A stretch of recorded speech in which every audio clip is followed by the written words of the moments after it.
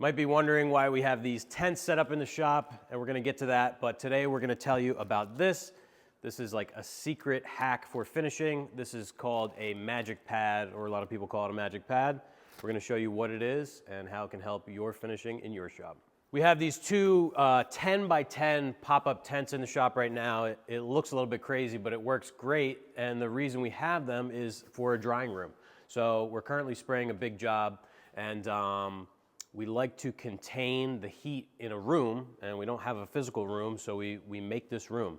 So it's two 10 by 10s. We butt them up right next to one another, so we have 10 feet wide and 20 feet long, and this is where all of our parts go after we spray them. So we'll spray one side, we stack them up on this rack, and using the 2K Icro finish that we use, it dries really fast. So we're able to go through a lot more parts than if we had them just out in the shop space. You know, we have heat in the shop, but it doesn't get that warm in here. Even with the heat cranked, you know, inside of this tent, it could be like 80 plus degrees. So it dries really, really fast, and it's been a great technique. It also helps things from settling on the surface after we spray them. So our spray booth is not vented.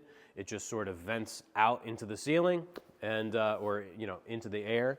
So we have stuff that can settle on all the parts. So being that we have a roof in here, it doesn't settle on them. So even though it's protected on top, you do get some, you know, overspray or dry spray, and you can hear, let me hold it up to the mic. You can hear how that's a little bit rough. So this is a painted part, this side's just primed.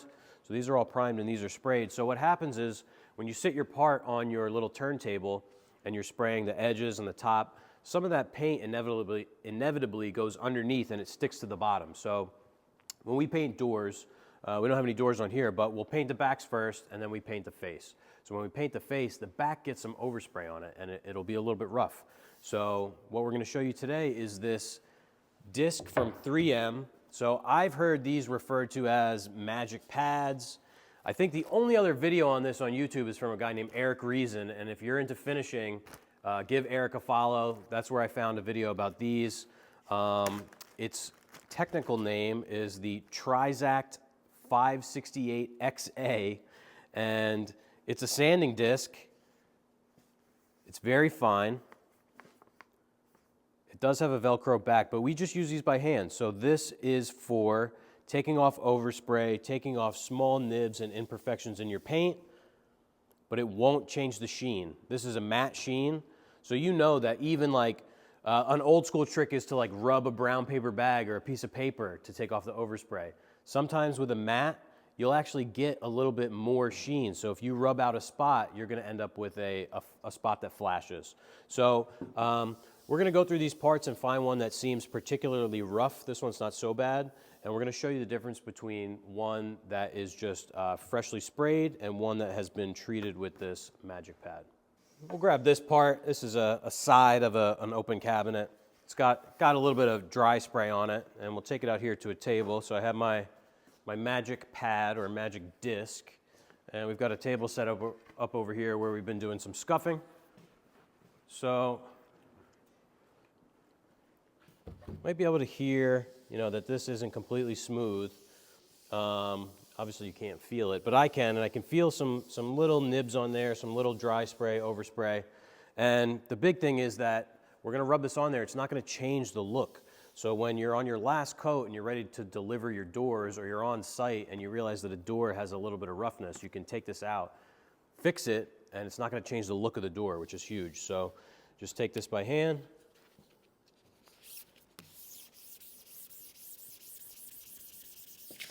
Oop.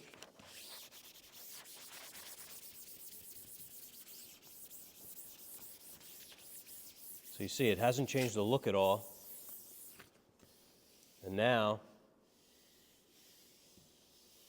maybe you can hear that, but it's perfectly smooth.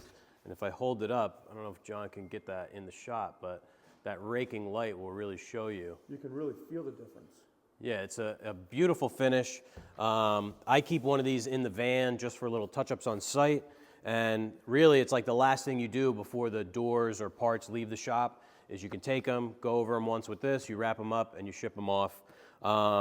These things are amazing. Like I said, Eric Reason is where I found out about these, and he has a great video and a ton of videos on cabinet finishing, specifically lots of different finishes and techniques and equipment. So I would definitely check him out. He's a wealth of knowledge, and I've actually spoken to him personally on Instagram, and he's helped me out with some things.